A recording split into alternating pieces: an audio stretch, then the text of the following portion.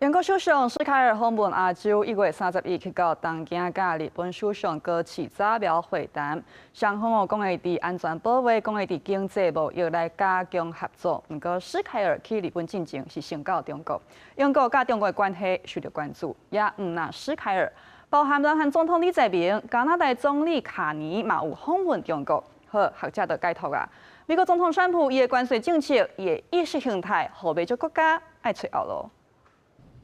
日本首相高市早苗亲切握手，展现双方互动友好。英国首相史凯尔展开亚洲行，31到东京会谈了后，双方同意将日英合作提悬到新的高度，各共同致力伫关键扩散，也就是稀土的供应链多元计划。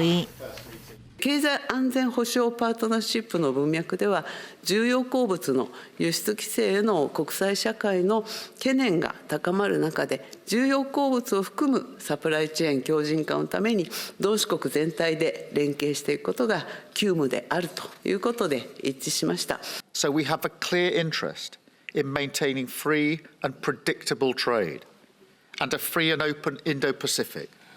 to ensure our businesses can thrive in a turbulent world. 史凯尔顶一站就是中国，自到甲中国国家主席习近平会谈，争取强化中英贸易投资。英国国内对史凯尔访问中国也批评，不过唔英国，南韩总统李在明、加拿大总理卡尼等领袖今年前后访问中国，学者分析甲美国总统川普的关税战有关系。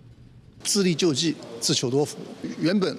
都是美国的很好的盟友啊，他们全部都信心动摇。那信心动摇的话，那他们当然要另外找寻他们的出路。川普的关税政策，台湾目前争取15%对顶关税税率，加232条款优惠待遇，被看作是比日韩较好。总统大清点册为北加州台湾同乡联合议会录影致辞，希望应加深台美合作。咱不只是守住台湾的利益。更加为台美经贸合作奠定更加稳固的基础。台美关税决定了后，一关系国会在野党发出严审，执政党用南韩关税国会无通过条款规例，画下条约合作，新会期关税审查攻防，大家拢关心。记者综合报道。